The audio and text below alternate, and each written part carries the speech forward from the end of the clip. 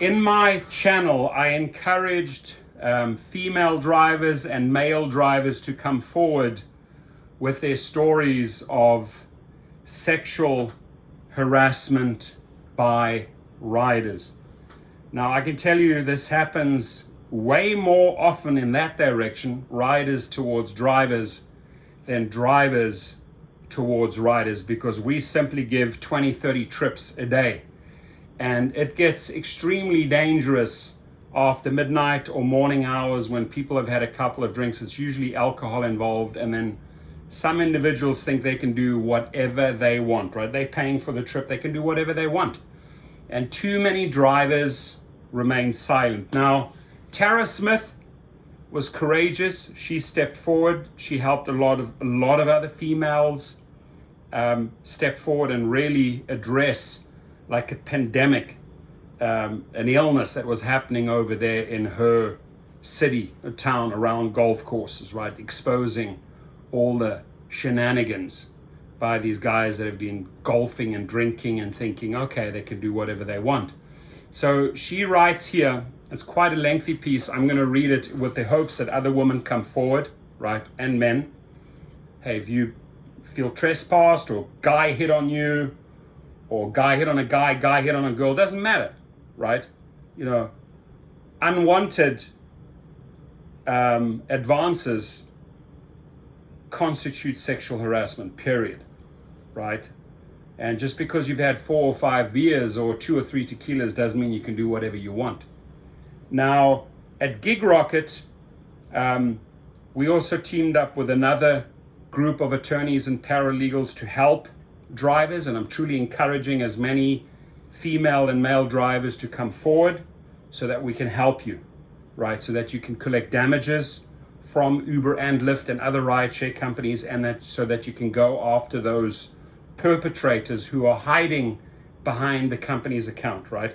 When you sue Uber or Lyft or other rideshare companies and subpoena those details, you get to the perpetrator. The problem with Uber and Lyft and these other rideshare companies is that the name, the picture, and everything, you know, they don't care. It doesn't have to be on the platform. They don't disclose that. They don't want these stories. They don't want these sexual harassment cases. They try to sweep them under the table. They don't want those statistics out there, right? And very often it's even difficult to get the police to, you know, cooperate. But in this course called Compliance Notice, right, will basically show you exactly how you take care of this type of matter. Now, in a conversation like this, always start somewhere. And for me, it started with my first regular customer. The Uber drivers often congregated in an empty lot in Murrells Inlet, Murrells Inlet, right before midnight while waiting for the bars to close. Before this, Murrells Inlet was a place I had lunch with my mother every once in a while. Now it was a place I went to late at night to make money before heading to Myrtle Beach. We turned off our apps and waited for the surge to start, because the surge, when Uber multiplied the fare the riders paid, is when we made money. If I was lucky, I would get a ride going to Myrtle Beach, and I often did. It was mostly male drivers and 3 females, including myself. While we waited, everyone would compare ratings, and it was noticeable that the male drivers all had much higher ratings. They would make jokes that the female drivers should give hand jobs and blow jobs to their riders in order to get higher ratings. Now, I have a message for those drivers. If those words come out of your mouth, you need a good frickin' slap, right? Just because you feel a little bit more empowered, and just, you know, that cocky arrogance has to be slapped out of you, right? So,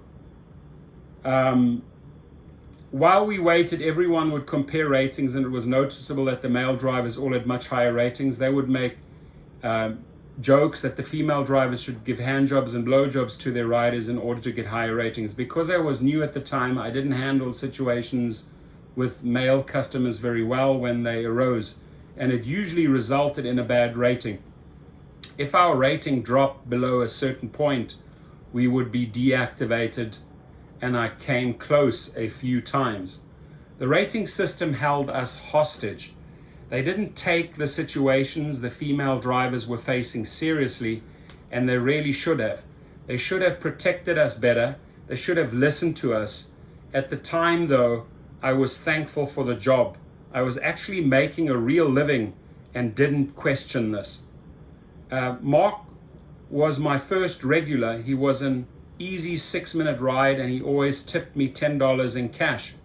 I had just left a job where I was delivering pizza and earning about $100 a week. This was just another bad job in a long line of bad jobs since graduating with my master's degree 6 years earlier. Myrtle Beach is a seasonal city, and it has a short summer season. When the tourists leave, there's not much going on. Fall golf season had just started, something I had no idea about until I started driving for Uber, but that had nothing to do with pizza delivery. Golfers eat at fancy steakhouses. My manager dropped my schedule to 2 hours a night, 7 days a week after the summer tourist season ended, and I was having serious financial problems. Another employee I worked with started driving for Uber and kept urging me to give it a try. Uber paid a lot more back then, and we got a straight 80% of the fare. When I saw what he was earning, I couldn't resist. Within a few weeks, we both quit that job and started driving Uber full time. I didn't know it at the time, but Mark would request rides and cancel until he got me as a driver. So as a male driver, keeps on canceling until he gets this one specific female driver. I found this out from the other woman who had previously driven him home. Our rides always started off pleasantly. He was always very drunk, but most of my passengers were. He would tell me about his grandchildren and his past as a firefighter. It was a short ride from the bars and Murrells Inlet to his condo. Once we reached his condo complex is when the problem started. It was funny how our conversation shifted so smoothly from him showing me pictures of his grandchildren to him propositioning me. He was my father's age and would offer me money to come up with him, or even to just give him a hand job in the car. I would tell him no a few times, and then he would go up to his condo.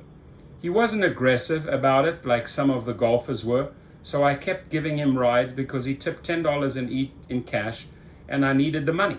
This type of propositioning happened often with the golfers I drove, and I just chalked it up to part of the job. Over time, I learned to stop wearing makeup, and I started wearing baggy sweatshirts and jeans, sometimes even a baseball cap to look less attractive. I also learned how to say no properly.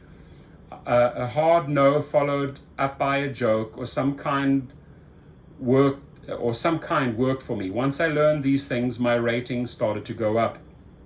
I kept driving Mark for months until one night he unzipped his pants and exposed himself to me while he grabbed my hand and tried to pull it towards his crotch. I started screaming and he backed off and got out of my car. Then I reported him to Uber and was assured I wouldn't be paired with him again. That night in the parking lot, I found out the other 2 female drivers had experienced the same thing with Mark. Once they reported him, they were also unpaired with Mark. When the men heard our story, that is when the joke started. 2 years later, I was waiting for a passenger outside a bar in Murrells Inlet when Mark got into my car by mistake. He was intoxicated as usual, but once he saw who it was, he got out quickly. I was shocked that he was still able to use the Uber app. Uber is always saying it is committed to safety, but it wasn't this time. I have no idea how many other female drivers had to experience the same thing I did from Mark because he was allowed to keep using Uber for transportation. Listen to that carefully, Dara Khosrowshahi, CEO of Uber. Unfortunately, these incidents are common occurrences for female Uber and Lyft drivers. The drivers report these incidences to the companies and never hear anything back, which is what happened this time. Just another Uber fail, which I was getting used to. It was another year before I had a serious incident. During that time, I realized I really enjoyed the job and was going to talk to people about everything and anything. Myrtle Beach is a service-orientated city. There's no professional center, and this was the best gig going on at the time. The one night I picked up a couple and a male passenger at the end of the night. They were going to Pawleys Island, and it was a long drive. One male passenger was in the front seat and kept telling me that I had big tits and kept asking me to see them and kept reaching out and grabbing them. While I was dealing with him by trying to push his hands away, every time he reached for me and trying not to swerve off the road, I could hear the female passenger in the back seat give the other male passenger oral sex, and he ejaculated on my floor mat. Wow. I reported this incident right after I dropped them off.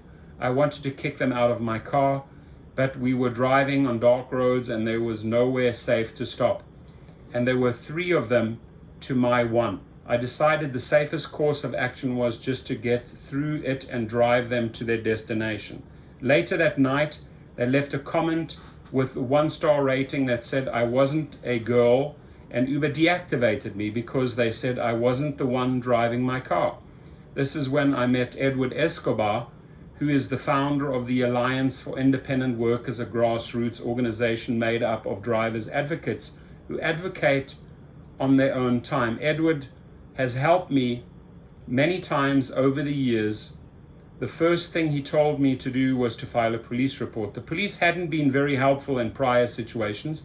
They usually just told me I should get another job and said there was nothing they could do without physical proof. But this time I had a physical proof, DNA evidence, so I filed a police report and sent it to Uber. Then I sent Uber several emails about the incident, which went unanswered.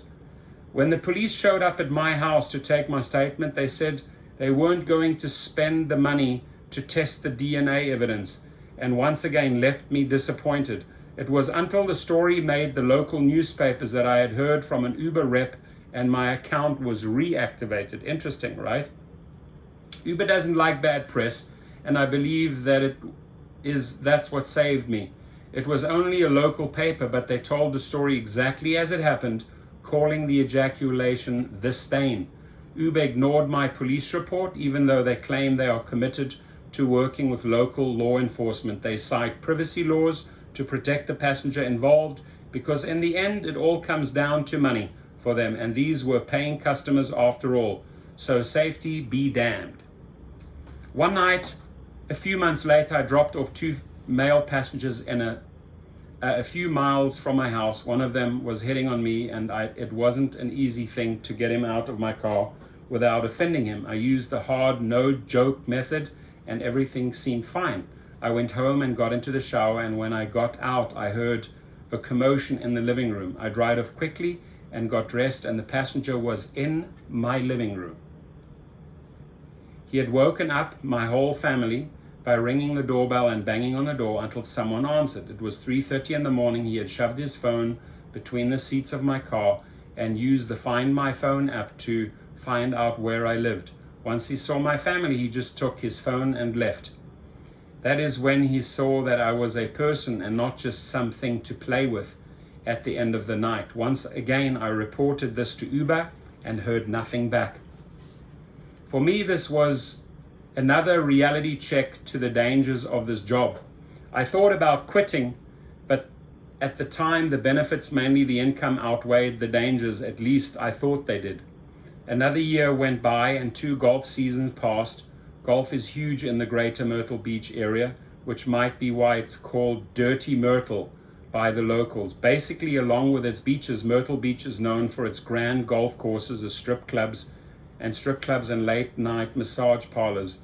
There were minor problems that were reported to Uber, but it was different at this time. Someone from Uber would call us to go over the story, and then we would receive a canned email that was the very same every time, that said, we've taken steps to ensure that you won't be matched with this rider again, and we've made a note of this incident. And then they said they would investigate the incident, but we never heard from them again. Still, there were times I picked up the same rider again and experienced the same problems.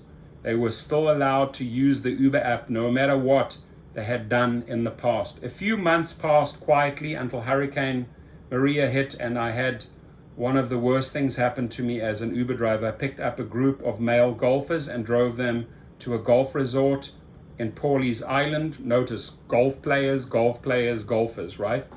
They were part of a group of 50 golfers, which is common during golf season. They had been coming for 20 years. They were all staying in different condos. The passenger in the front seat was intoxicated and was hitting on me, but it didn't seem that bad compared to other incidences I had experienced. He noticed I was reading Stephen King's It, which had slipped out from under my seat, and said I must be very smart if I was reading Stephen King. I have a master's degree and graduated the top of my class, but like so many others, this was the best job I could get in this area at the time. South Carolina has some of the lowest wages in the nation. The only one behind us is Mississippi. I never finished it after this. It still has a bookmark on page 262. I dropped off the other golfers at the various condos until it was just me and him. His name was Billy, and he said his condo was down the road and guided me up to the clubhouse to the end of the dark parking lot. But all the parking lots were dark in this complex. This was an area I did not know very well. And once I realized there were no condos where we were, I became scared. I was recovering from a bunionectomy and was wearing a boot on my left foot. Because Uber drivers do not get to take off and rest after surgery, they lose too much income. I knew I was in trouble. How much I wasn't sure. We were right up against the green and I could see condos across it. The first thing Billy did was to take my keys out of my ignition. When I reached for my phone, he slapped me. He honked my horn and he slapped me again. I couldn't get out and run because of the boot. He would have caught me. Billy kept trying to pull me on top of him, and I would fight him off and back up as far as I could to the driver's side of the door. I was crying and Billy would ask me why, not connecting that I was the source of my tears, that he was the source of my tears. I tried to humanize myself to him by telling him about my life. I also asked Billy about his life and found out he was from Charlotte and lived with someone and owned a construction company. I felt like I could get him talking and get him to see I was a real person this ordeal might end. And when I kept him talking, it halted his assaults. I tried to open the door with my hands behind me, and the lights came on, and he reached behind me and shut the door and then backhanded me. I was getting desperate, and I thought even with the boot, I should try and make a run for the wood area where I could hide and try and make my way over to the condos to get help. Billy was getting more violent, and I feared for my life. After 3 hours, Billy's friends came looking for him, and that is the only reason I escaped being manhandled more or even raped, because he was wearing me down and sobering up, and he was much stronger than I was. I'll never forget the jokes his friends made about bodies being buried in the woods and the high fives they gave him for getting laid. Obviously, this had happened before. Once Billy was out of the car, I drove a safe distance away and just sat in my car and sobbed. It took me a few weeks to start working again. Billy made me feel like we were just objects to these men who are drunk and rich. As soon as we pulled up to the green, he threw down a $100 bill on my center console and expected me to have sex with him. My consent was never an issue, and he made me feel powerless. I bought a taser after that, but it took 30 seconds to work, and 30 seconds is a long time in that kind of situation, too long. Pepper spray wasn't an option because we were in an enclosed space, and it would get me too. Billy taught me that I was weak, and I still feel that way. I never ended up getting a weapon because I was afraid someone might turn it on me. And even though I wasn't thinking about this at the time, it's against Uber's policy to carry a weapon of any kind. You get yourself a weapon, don't let them tell you otherwise. After the hurricane season ended, Uber slowed down. There were too many drivers in the area, and by Halloween the tourists were all gone, and there was no money to be made. I wanted to make a living as an Uber driver. I would have had to drive 2 hours a day to the city, to Charleston, to work. The rate of pay was less there.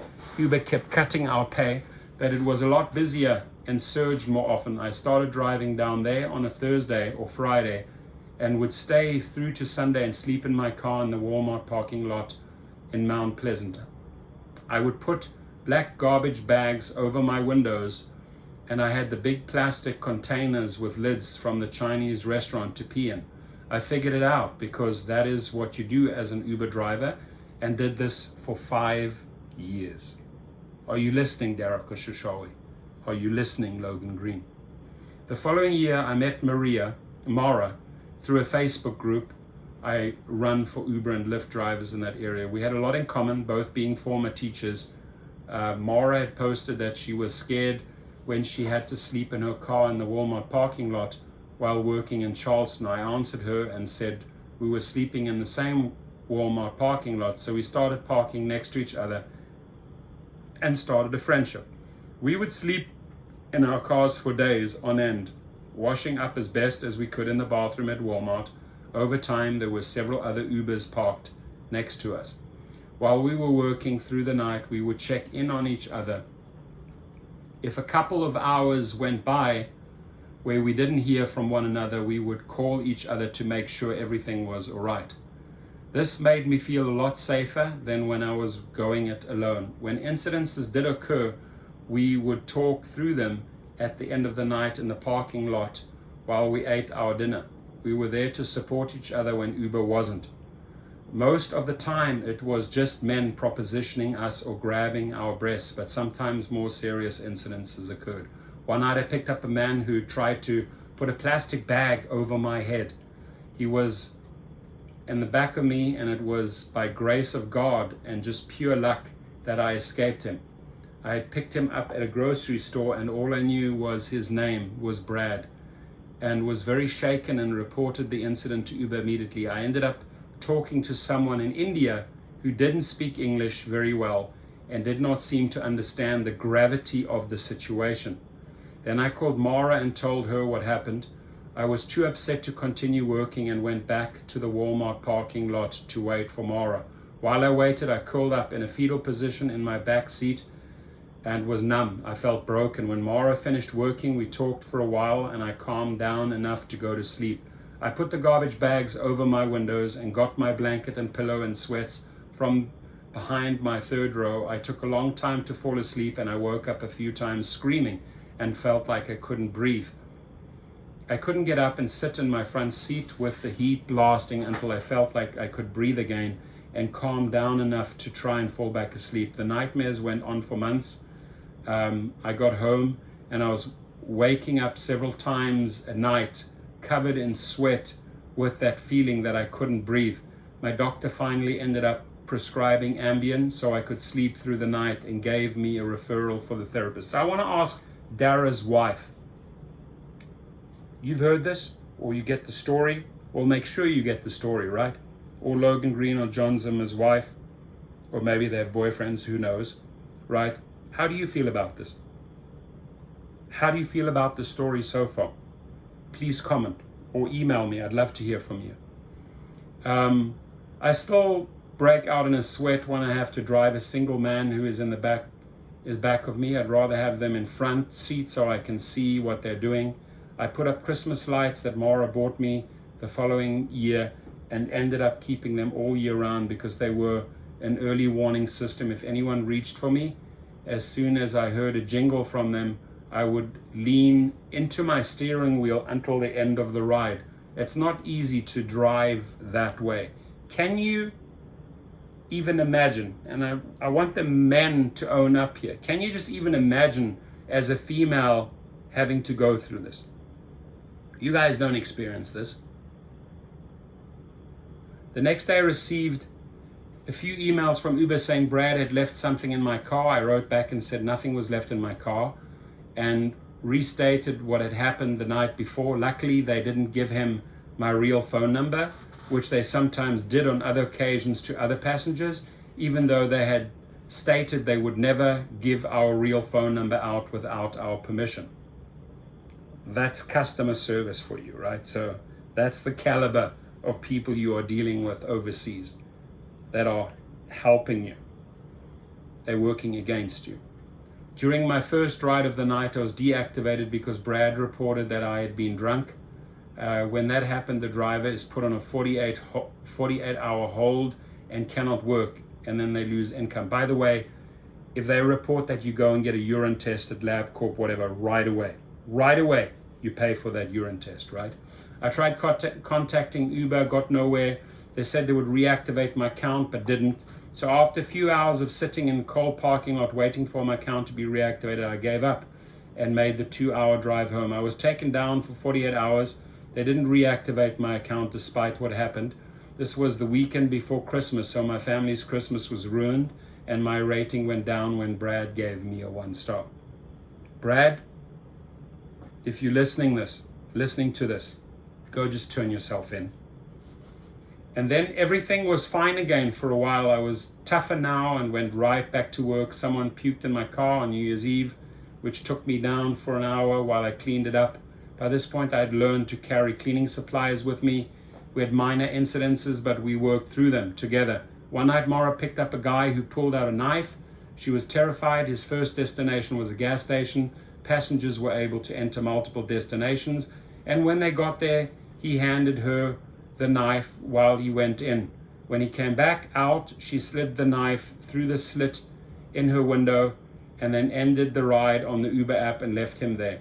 We had a long talk about that one at the end of the night. More time went by and nothing major happened, which lulled me and Mara into a false sense of security. This was the calm before the storm, though. One night I was already back at the Walmart parking lot when Mara called me. She was crying and said there was a man in her car who wouldn't give her an address and was leading her to a desolate spot in the woods. I yelled out that the police would be there in 3 minutes, hoping the man believed Mara and called 911. It worked. The man jumped out of the car and started running. I sat and listened to Mara sob and talk to her while she drove back to the Walmart parking lot. The next day he reported her for being rude. While we were walking, I made a very tasteless joke. What was she supposed to say? Please don't rape me? But it made her laugh and got us going again. It's not easy to go back when something like this happens.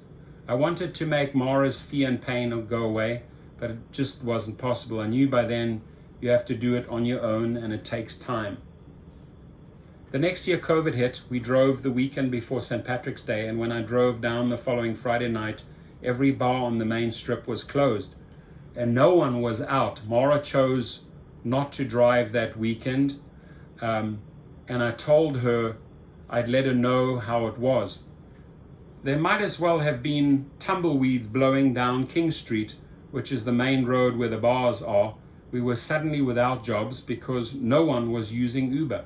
I got another job delivering groceries and Mara stopped working and lived off her pension the best she could.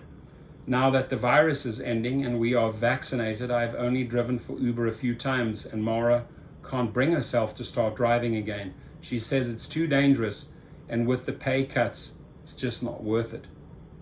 As infrequently as I have been driving, I had it in my head the numbers were on my side. I was wrong though. I drove in Charleston the Saturday after Thanksgiving, now last year because there was a USC Clemson football match and that means a lot of business. At midnight I picked up a man named Brian at a bar on King Street.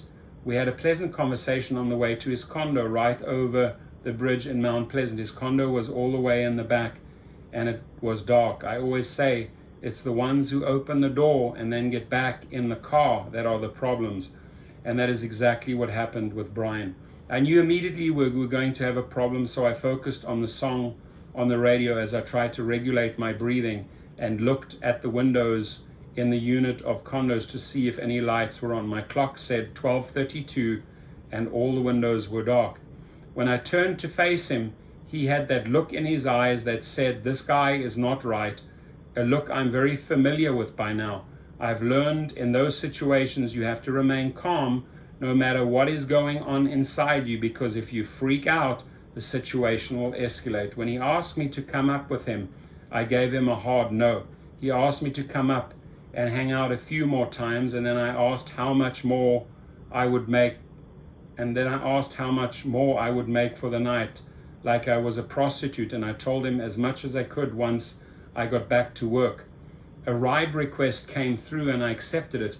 I kept telling him I had to go and pick up my next ride, but Brian kept trying and wouldn't get out of my car. I was relieved he was in the back seat, but he was leaning forward and kept getting closer. The next ride canceled after 10 minutes. Then Brian became more forceful and I panicked for just an instant, not sure if this was going to be the time I would get raped.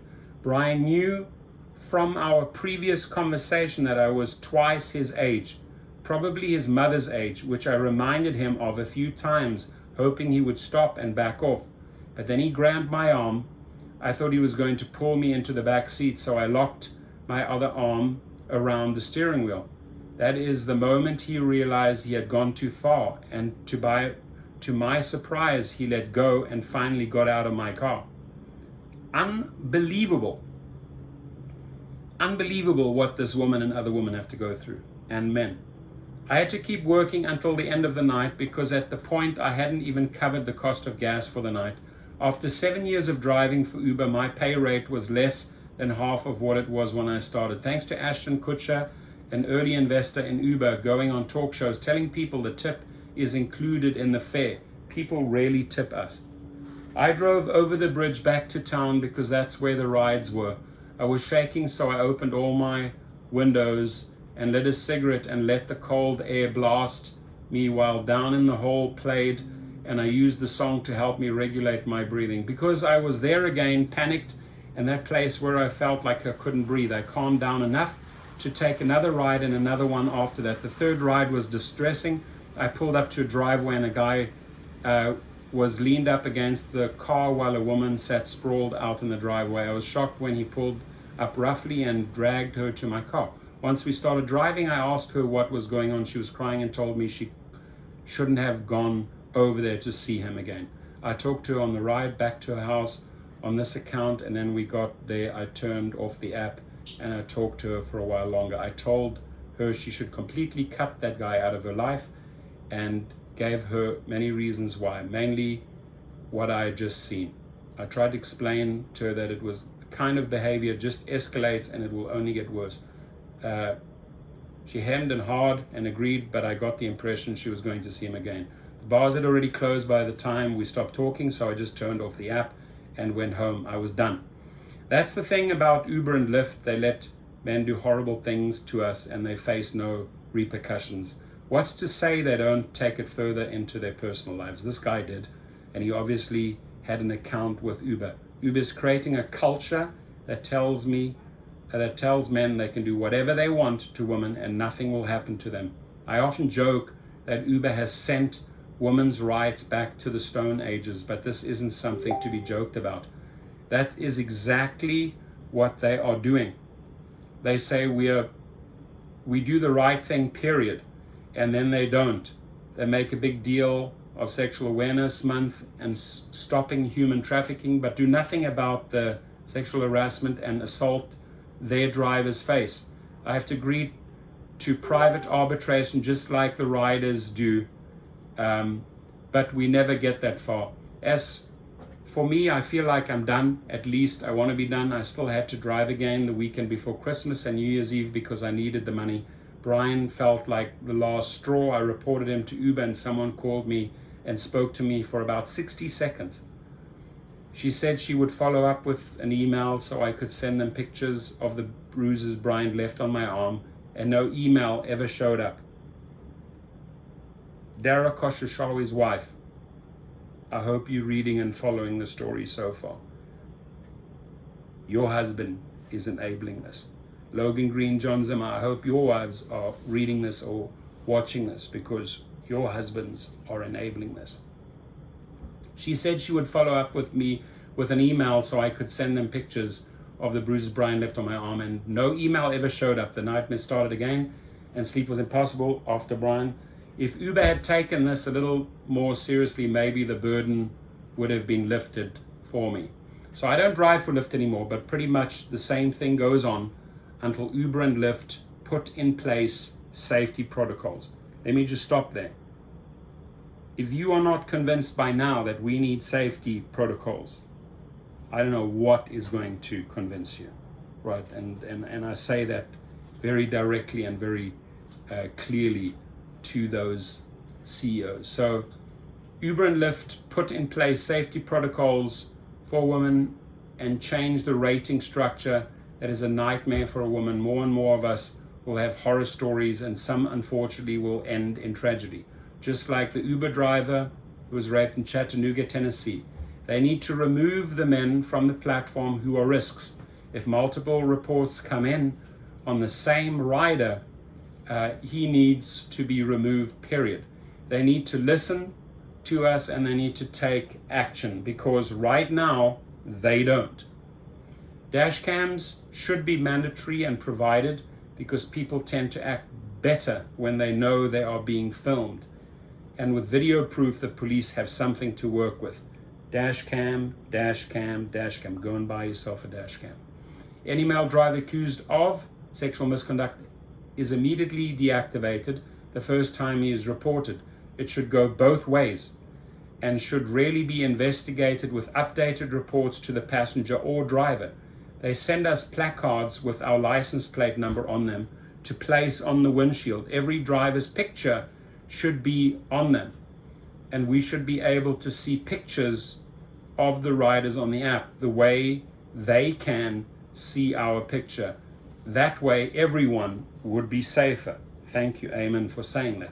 A few summers ago, I was robbed while working in Myrtle Beach. I was at Broadway at the beach, an area in Myrtle Beach where there are a lot of bars, when the bars were closing.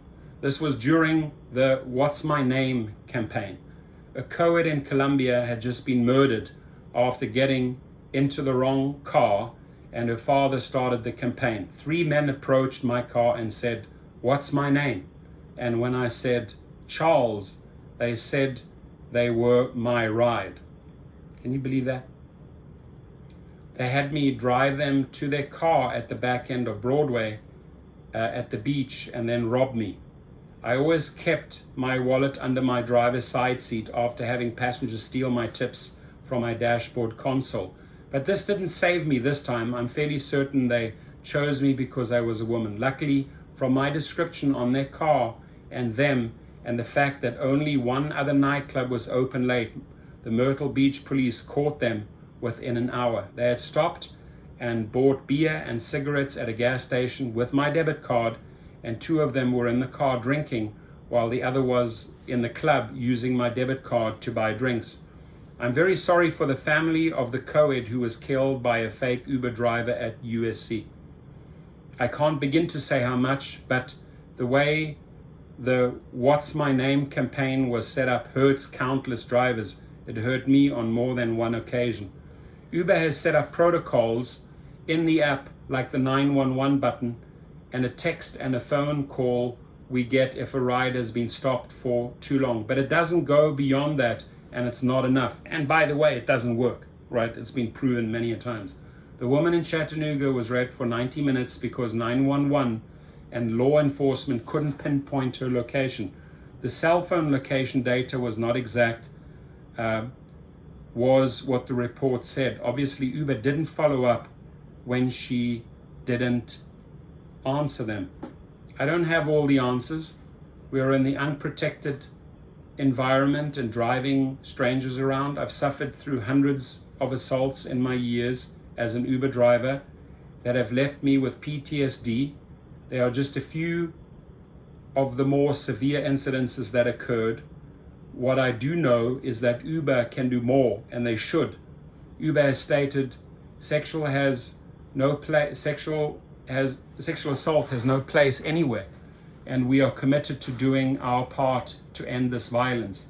And they are right. It has no place, not anywhere, not in any Uber, whether it be a passenger or a driver, male or female. They can come up with as many slogans as they want to and claim to commit themselves to this initiative, but until they take action, real action to stop it, the violence will continue. What I do know is it's worth the risk.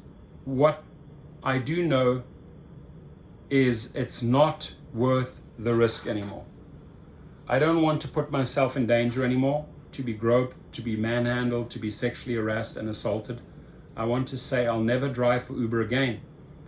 But there aren't any good job opportunities in this area. I may need to go. For now though, I'll stick with my day job delivering groceries, and then I won't have to face sexual harassment and abuse anymore.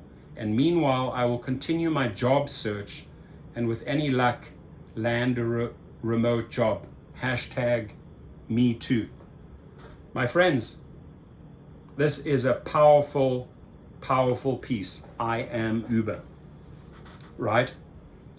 And I encourage other women to come forward so we can help you. My email and my phone number is below. This is a powerful, powerful, eye-opening piece, and I truly, truly hope the wives or the women of these executives read this and speak to their husbands, or boyfriends of these executives read this and speak to their husbands, right? And show them this article and share this story with them. Maybe then things will change. But if you don't, this is going to continue. And we're going to fight and we're going to win. Because we're going to cost you millions and millions and millions of dollars.